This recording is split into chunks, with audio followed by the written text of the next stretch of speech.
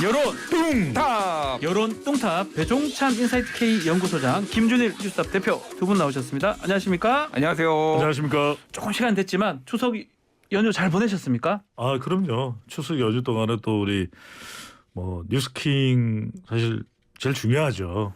네. 딴 얘기를 하시는 것 같은데 다른 방송에 많이 나간 걸 제가 봤는데요. 아니 그게 아니고 네. 하여튼 추석 연휴에서 가장 확실한 것은 정치 혐오가 너무 심하더라. 저는 거의 짜증스러운 반응이었습니다. 정치 이야기 꺼내려고 치면은 제가 상당히 그래도 호감형인데 또 배종찬 소장 오면 배추도사 오면 정치 이야기 하지 않을까. 그래서 그날만큼은 좀 손사래를 치는 분위기. 네. 너무 우리 정치판이 지금 국민들의 화를 돋군 연휴가 아니었나 싶은 생각이 듭니다. 그 말은 맞는 것 같습니다. 우리 김준일 대표님은 목포 처가에 다녀오셨습니까? 목포 처가에 다녀왔고 YTN 또 뉴스킹에 제가 출연하고 알고 있죠. 또 조회수 유튜브 조회수도 많이 나왔더라고요. 덕분입니다. 예. 김준일 그리고 대표님 덕분입니다. 박지훈 진행자가 노래 부른 거에 대한 악플이 많이 달렸다고요. 다시는 하지 마라. 네. 제작진 요청이었는데 제가 좀 민망스러웠습니다. 악플도 관심이에요. 네, 정확하게 좀 무드를 주시면 제가 정확하게 부를 수가 있는데 앉아서 노래를 부른다는 건 사실 쉽지가 않습니다. 마이크를 주시고 이렇게 하면 제가 다음에는 좀 제대로 한번 불러보도록 설날 때까지 있다면 그렇게 하겠습니다. 자, 지금 말한 것처럼 정치권에 대한 안 좋은 인식들도 많은 것 같아요. 추석 민심 관련된 여론조사 한번 소개 좀 해주십시오. 대통령 지지율인데 이게 추석 민심을 그대로 간통했는지 어떤지는 좀 더 우리가 판단을 해볼 필요는 있을 것 같습니다. 요즘에는 민심의 영광로 장터 효과는 별로 없다고는 하니까요. 자, RN서치가 뉴스핌의 의뢰를 받아서 지난 10일부터 12일까지니까 추석 연휴의 민심을 고스란히 담고 있다고 볼 수 있을 텐데 오늘 소개해드리는 모든 조사는 중앙선거여론조사 심의위원회 홈페이지에서 확인 가능합니다. 윤석열 대통령 국정수행 어떻게 평가하는지 물어봤습니다. 긍정 34.9%, 부정 62.6%로 나타났습니다. 직전 조사, 같은 조사 기간의 추세를 비교하는 것이 필요한데 큰 변화는 없습니다. 그러니까 추석을 관통하는 민심에 아주 큰 변곡점은 발생하지 않았다 이렇게 볼 수 있을 것 같고요. 정당 지지율은 팽팽했습니다. 더불어민주당 36.1%, 국민의힘 39.3%로 이 조사도 아주 큰 차이는 없었는데 더 최근에 실시된 조사 결과가 있습니다. 여론조사 공정이 데일리안의 의뢰를 받아서 13일 실시한 조사입니다. 이 조사 결과에서도 윤석열 대통령 국정수행 평가에 대해서 물어봤는데요. 긍정 35.4%, 부정 62.1%입니다. 그러니까 비슷하네요. 이 결과를 들으시는 청취자분들께서는 올랐나 보네 이렇게 생각하실 수 있는데 직전 조사가 35.6이에요. 그런데 이번 조사가 35.4이기 때문에 오르진 않았습니다. 오차 범위 안쪽이잖아요. 오히려 0.2가 떨어졌네요. 2%포인트 내려갔습니다. 그런데 이 조사는 정당 지지율은 상당히 달랐습니다. 정당 지지율은 국민의힘 43.4%, 더불어민주당이 36.8%인데 이 여론조사 공정의 결과가 이제 자동답 조사인데 이 조사 림 가중을 줘요. 이걸 제가 오랜 시간 설명을 드릴 수는 없을 텐데 보통은 우리가 이 비례할당 가중을 많이 주는데 림 가중을 준 것에 대해서 정당 값은 조금 제가 보기에 영향을 받을 수도 있지 않을까. 이걸 세세하게 설명드리려면 오늘 날을 새야 되니까. 알겠습니다. 그래서 대체로 그런 영향도 있을 거다. 참고로 해서 판단해 주시면 되겠습니다. 두 가지 질문 좀 드려야 될 것 같아요. 결국 30%인 것 같아요. 그 박스권에 갇혔다 이렇게 표현이 되고 있던데 인적 쇄신도 했었고 또 연휴 기간 동안에 약자 동행 행보도 했는 것 같은데 이게 큰 효과가 없었다고 봐야 됩니까? 어떻게 봐야 됩니까? 시간이 걸리죠. 시간이 걸리는데 큰 효과가 없었던 것도 맞고요. 보면은 이제 30% 중반, 이제 그 ARS는 30% 중반이고 한국 갤럽이라든지 MBS 지표조사 같은 경우에는 20% 후반 이렇게 딱 고착화되는 현상이 나타나고 있는데, 그러니까 이게 떨어지는 거는 순식간인데요. 올라가는 거는 상당히 많은 빌드업이라고 하죠. 빌드업 시간이 좀 필요하고 예. 아니면 굉장히 극적인 이벤트가 있던지 예를 들면 남북 정상회담 막 이런 거 하면은 기대감으로 막 올라가고 그런 게 있는데 지금 그런 게 아무것도 없잖아요. 그렇죠. 그러니까 지금 좋은 게 별로 없어요, 사실은. 그러니까 여러 가지 경제 상황이 특히 체감적으로 지금 아까 전에 배종찬 소장님이 말씀하셨지만 정치에 대한 혐오감이 국민들이 굉장히 큽니다. 정치 고관여층은 막 이제 뭐 이준석과 뭐 정진석의 싸움이 어떠네, 뭐 야당 탄압이다 이런 얘기하고 있지만은 그냥 다 꼴 보기 싫은 거예요. 그런 상황에서 경제까지 이렇게 지금 뒤에 쪽력을 드릴 텐데 한국 경제가 지금 조용하게 작살나고 있습니다. 지금. 작살나고 예, 정말 심각해요. 제가 보기에는 진짜 심각해요. 예. 정말요. 근데 체감적으로 좋아지는 게 아무것도 없다라고 한다면은 이거를 반등시킬 수 있을까? 예, 저는 좀 회의적이에요. 지금 그렇다면 예. 저희 다 같이 질문 좀 드리겠습니다. 최근에 정진석 비대위원장이 인터뷰 과정에서 대통령 지지율 초반에 낮았는데 이제 올라갈 것밖에 안 남았다. 올라가는 거 걱정 안 해도 된다. 이 얘기는 어떻게 보십니까? 저는 같이 얘기해 주십시오. 제발 이런 이야기 좀 안 했으면 안 했으면 좋겠어요. 좋겠다. 지금 방금 전에 김준일 대표께서 말씀하셨던 대로 지금 미국은 연준이 1% 이건 자이언트 스텝보다도 더 울트라 위거든요. 자이언트 스텝. 울트라 자이언트 스텝 1%포인트를 올릴 기준금리를 올리게 되면 우리 경제에 미치는 타격은 어마어마할 겁니다. 어마어마할 겁니다. 그런데 지금 오히려 준엄하게 여론을 인식해야 되고 명절 연휴 민심을 모르나요? 저는 이런 이야기 자꾸만 데이터 분석 전문가인 저도 데이터를 분석할 때 신중한데 뭐 여론조사 뭐 중요하지 않습니다. 이런 말은 좀 안 했으면 좋겠고요.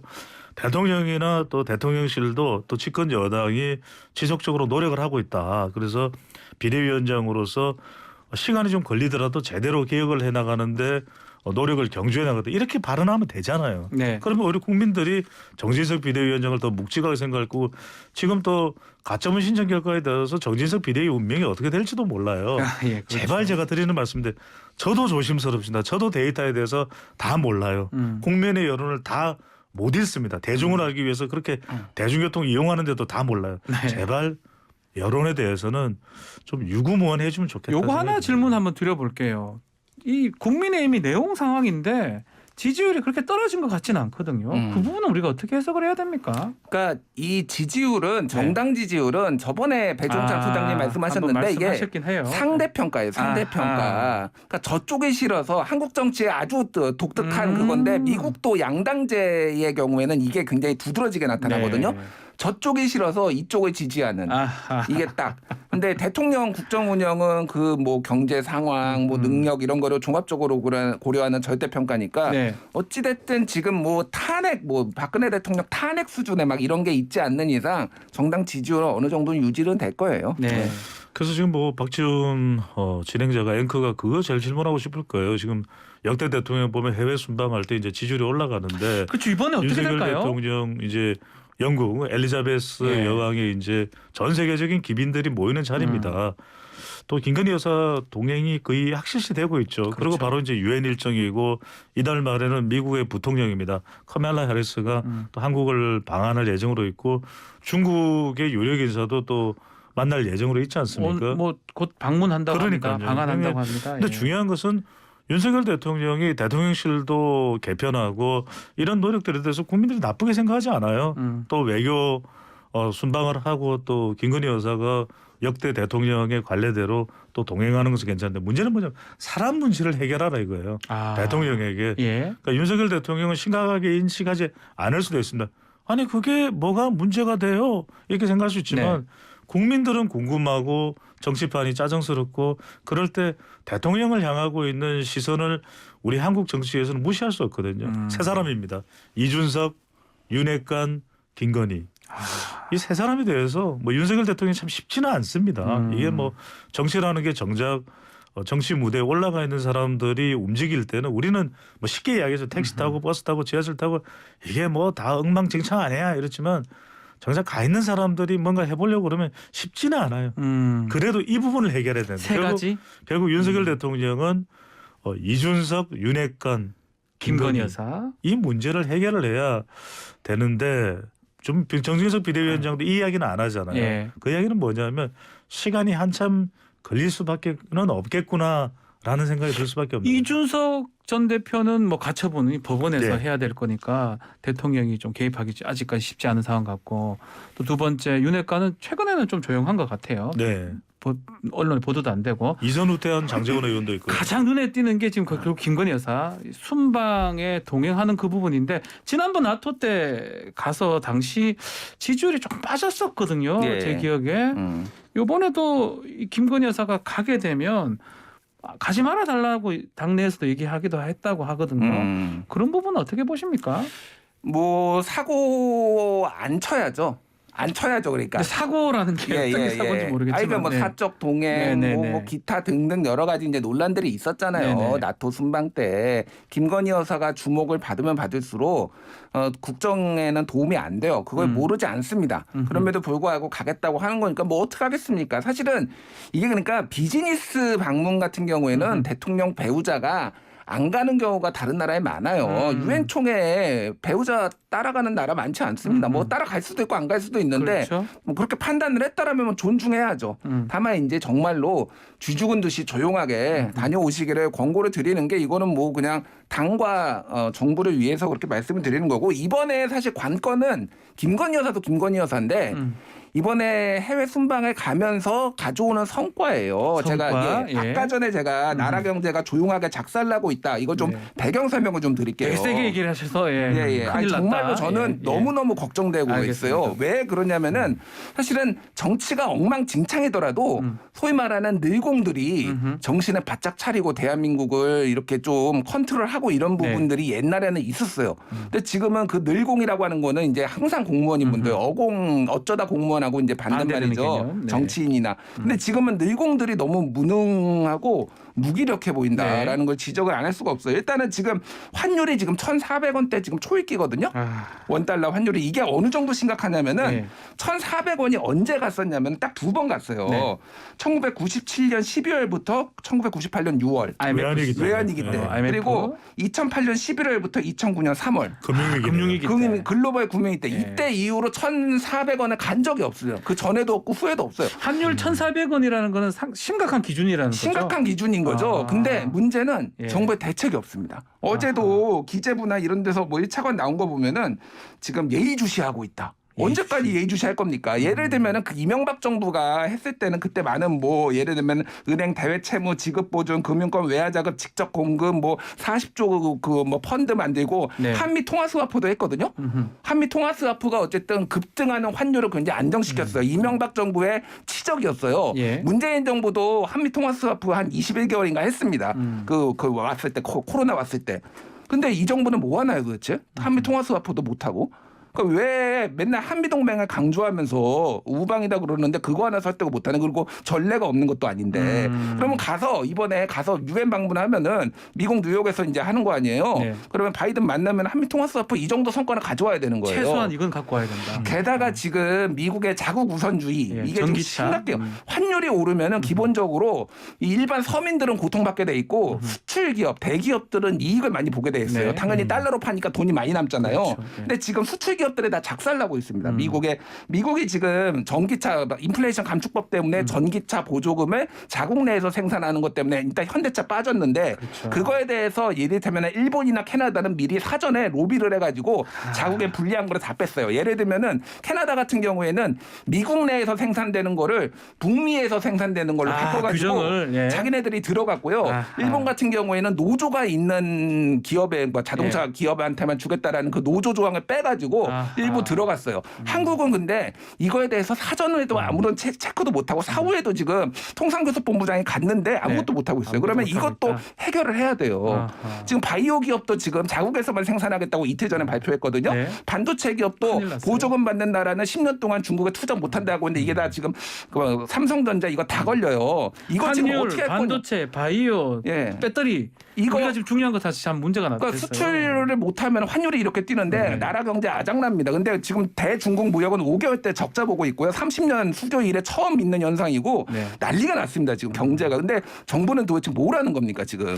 큰일이에요. 그러니까 오늘 성과를 내야 돼요. 성과를. 네. 지금 래퍼 준일이라고 김준일 대표님 대표에서 나왔어요. 예, 김준일 대표님 말씀대로 진짜 래퍼로 이제 경제 상황을 말씀드린 그만큼 심각합니다. 심각하니까. 강달래 현상인데. 김준일 대표가 사실 이렇게 목소리 핏대 세워서 얘기한 적이 제가 처음 봤거든요. 네. 그만큼 심각하다. 사석에서는 자주 핏대를 세우시는 거 같아요. 사석에서 세워도 상관없죠. 예. 자, 근데 이제 이 정치 현안이 네. 상당히 문제가 됩니다. 지금 관련된 여론조사 결과를 보더라도 이렇게 경제 현안이 중요한데도 불구하고 정치권은 김건희 특검법이냐 또는 이재명 대표 수사냐 말 그대로 사법대전쟁이거든요. 여기에 다 포인트가 맞춰져 관련된 있어요. 여론조사를 네. 말씀드리겠습니다. MBC와 코리아 인터내셔널이 지난 7일, 8일 실시한 조사 결과인데요. 김건희 특검법 필요하다 62.7%, 필요 없다 32.4%고요. 유사한 질문에 대해서 SBS와 넥스트 리서치가 또 8일, 9일 실시한 조사입니다. 조금 더 최근이죠. 네. 김건희 특별법 적절한지 여부를 물어봤는데 적절하다 55%, 적절치 않다 36.9%입니다. 마찬가지로 이재명 대표 수사에 대해서도 MBC가 물어봤는데요. 코리아 리서치 인터내셔널이 이재명 대표의 수사에 대해서 법적 절차에 따른 것이다가 네. 42.4%. 자, 표적 수사라는 것이 52.3%로 나타난. 요거 제가 좀 수치가 이상한데 네. 요거 조금 확인해서 네. 지금 박재훈 앵커한테 결과 좀 확인해서 스태프에서 좀 보내주시면 좋을 것 같고요. 넥스트 리서치부터 먼저 말씀드리면 법과 원칙에 따른 수사라는 것이 50.3%고요. 정치 보복 수사가 42.1. 그러니까 SBS 넥스트 리서치 조사 결과를 보면 이게 말 그대로 정치 보복 성격보다는 그래도 조금 더 그래도 진상 규명이 필요한 이재명 대표와 관련해서 이런 여론은 나타나는데 더 최근입니다. 이 지난 13일 실시했던 아까 소개드렸던 네. 데일리안과 여론조사 공정 이 조사를 들어보시면 상당히 놀라실 수도 있을 텐데 어떻습니까? 검찰의 이재명 대표 기소에 대해서 긍정이 45.9%, 긍정이 예, 부정이 47%로 상당히 팽팽한데 부정이 조금 더 높네요. 예. 예. 이 결과가 정치권에 미치는 영향이 상당히 클 것 같습니다. 이재명 대표와 쌍방울 그룹의 관계, 그러니까 변호사비 대납 의혹과 관련된 질문인데 관계가 있다 46.4%, 아하. 관계가 없다 36.4%, 관계에 있다가 10%포인트 더 높네요. 더 높습니다. 아, 자, 지금 우리 김준일 대표께서는 이제 우리 대통령 순방해서 그런 어떤 과제를 좀 해결해서 오면 좋겠다. 그 말씀을 그러면 지지율 오릅니다. 오를 것이다. 그게 가장 지금 필요한 상황이다라고 했는데 그럼에도 불구하고 우리 지금 배종찬 소장님 말씀하신 것처럼 국내에서는 뭐 그거보다는 그런 어떤 경제적 부분보다는 약간은 정쟁 측면 예컨대 김건희 특검법 한쪽에서 이재명 대표 수사 그 얘기를 하고 있고 지금 여론조사 좀 짚어주셨습니다. 예. 이것저것 이게 궁금해요. 조금 차이는 있지만 저 지난번에 한번 김준일 대표 말씀 한번 주셨긴 주셨는데 이재명 대표 수사 관련해서 이게 긍정 비율, 부정 비율 이렇게 물어보는 거에 따라 조금 달라진 것 같아요. 표적 수사냐 아니냐 물어봤을 때하고 이 검찰의 수사를 긍정하냐 부정하냐 할 때 약간씩 수치는 다른 것 같아요. 그러니까 여러 가지 맥락들이 네. 좀 있는데 기소 전이냐 기소 후냐 뭐 요것도 좀 차이가 나더라고요. 네. 그러니까 기소 전에는 부정적인 그러니까 이게 정치 탄압이라는 여론이 좀 더 많은 여론조사들 뭐 조원 씨나 한 거 뭐 이런 것들이 있었어요. 근데 전체적으로 보면 그런 것 같습니다. 김건희 특검법에 대해서도 필요하다라고 하시는 분들이 많거든요. 네. 이재명 대표에 대해서도 이전보다는 이거에 대해서 수사가 필요하다 아니면 적절하다 이렇게 보시는 분들이 많아요. 이거는 뭐냐면은 여든 야든 누가 됐든 다 수사해서 나쁜 놈들 처벌해. 잘못된 것은 밝혀내야 된다. 예, 이런 것들에 조금 사람들이 이제 좀 더 마음이 가기 시작한 거 아니냐. 네. 그리고 김건희 특검법에 대해서 조금 더 비중이 높은 거는 그동안 누적돼 왔던 그런 안 좋은 이미지들이 있는 것 같아요. 근데 중요한 거는 저는 또 좀 이런 야당에 대해서도 말씀을 드리면은 네. 뭐 정치 탄압이고 뭐 싸우는 것도 좋은데 아까 전에 얘기했듯이 지금 야당이 이 현재 이 경제 상황에 대해서 의미 있는 논평이나 대안을 내는 걸 하나도 못 봤어요. 그렇죠. 인플레이션 감축법에 대해서 전기차 빠진 거 그러면은 이럴 때 민생 맨날 이재명 대표가 강조하잖아요. 이럴 때 뭐 대안을 내놓는다든지 야당으로서 뭔가를 뭐 미국을 방문해서 뭔가 성과를 낸다든지 이런 거를 해야 되는데 그건 뭐 싸우는 것도 싸우는 거지만 같이 해야죠. 근데 이거는 거 안 하고 맨날 야당 탄압이다라고 하고 김건희 특검법만 하겠다라고 하면은 누가 이거를 정권을 주겠습니까? 또 믿게 찍어주겠습니까? 그러니까 야당도 좀 정신 차려야 돼요, 진짜. 김준일 대표님 아주 피를 토하면서 말씀을 하시고 방금 계십니다. 전에 그 MBC와 코리아 리서치의 이재명 대표 수사 관련된 부분은 정정해서 다시 더 설명을 드립니다. 표적 수사가 아니라고 본다가 검찰의 표적 수사가 아니라고 본다가 52.3%로 절반을 넘겼고요. 표적 수사로 문제가 있다고 본다가 42.4%로 나타났습니다. 알겠습니다. 자, 뭐 그러다 보니까 이재명 대표 입장에서는 뭐 그거와 관계가 있는지는 모르겠지만 어제 노무현 전 대통령 묘역에 또 참배를 했고요. 또 이 좀 뭐 대통령 진상 규명 뭐 그런 것도 출범시키고 뭔가 우리 김준일 대표님 말씀하신 것처럼 민생보다는 약간 공격적인 예컨대 전쟁 얘기를 했었는데 그쪽으로 좀 포인트 더 맞춰져 있는 것 같기도 하고요. 꼭 그렇지만은 않습니다. 이제 이재명 대표는 또 민생을 강조는 안 할 수가 없습니다. 이게 이제 사법 대전장의 전략적 차원에서라도 민생 이야기를 하고 있고요, 지금도. 그리고 민생을 또 강조하고 있는 것이 이재명 대표인데 봉화마을을 찾은 것은 다분히 이제 진영 결집이라고 봐야 되겠죠. 뭐 민생도 이야기는 하긴 하겠습니다만 그 일환으로 지금 영수회담을 제시해 놓고 또 계속해서 여러 차례 요구를 하고 있죠. 그러니까 이제 봉화마을을 가서 노무현 전 대통령의 우리 상징적 이미지가 좀 검찰에 좀 탄압을 받았던 거 아니냐. 전직 대통령으로 당시에. 그건 뭐 이제 여러 가지 정치 성향에 따라서는 판단이 다를 수는 있습니다. 이제 그런 부분들도 더불어민주당의 당대표인 이재명 대표로서는 강조하면서 지지층들을 결집하기 위한 행보라고 봐야 되겠죠. 주목할 게 하나가 있는데 최근에 이재명 대표가 전해철 의원 만났고 서른 의원 또 만나서 이제 도움을 요청을 하고 도움은 이제 해주겠다 이런 걸 받았어요. 전해철 의원은 아시다시피 경기도지사에 같이 경쟁했던 강력한 경쟁자고 서른 의원은 지난 대선 경선에서 뭐 거의 저격수였잖아요. 이재명 저격수. 하실 겁니다. 근데 그런 소위 말하는 친문분들이 이재명을 위해서 같이 싸워주겠다라고 하는 거는 민주당 당내 분위기는 어쨌든 지금 기소가 좀 무리하다. 김문기를 아느냐 모르느냐 이런 거 가지고 기소를 하는 게 말이 되느냐. 그리고 또 하나는 만약에 이거가 질 경우에는 이게 유죄가 나올 경우에는 434억 원을 토해내야 되는 반납을 해야 되는 이런 당이 이제 절차절명의 위기하니까 그런 부분에서 이제 좀 결집 효과가 있고 이거의 연장선상으로 봉화마을도 같이 친노 결집 요거까지 이제 같이 봤다 이렇게 봐야 될 것 같아요.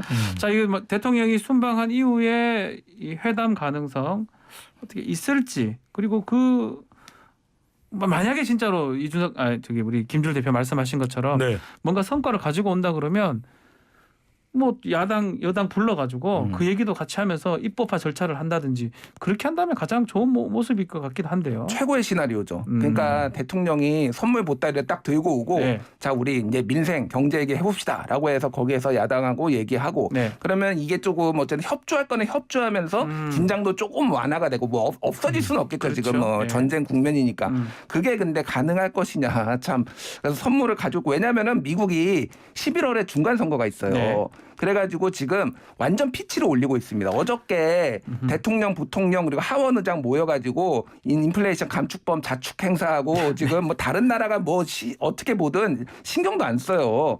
그리고 예전에 대만에서 한국에 7조 원 정도의 투자를 반도체 공장에 하기로 했는데 미국 상무부 장관이 이거 채가가지고 언론에서 나와서 막 자랑하고 그랬거든. 한국에서 갈고 우리가 채웠다고. 그러니까 동맹이 안중에도 없는 그런 상황인데 이 상황에서 진짜로 저는 뭐 성과 내온다라면 윤석열 대통령 인정해드리겠습니다, 진짜.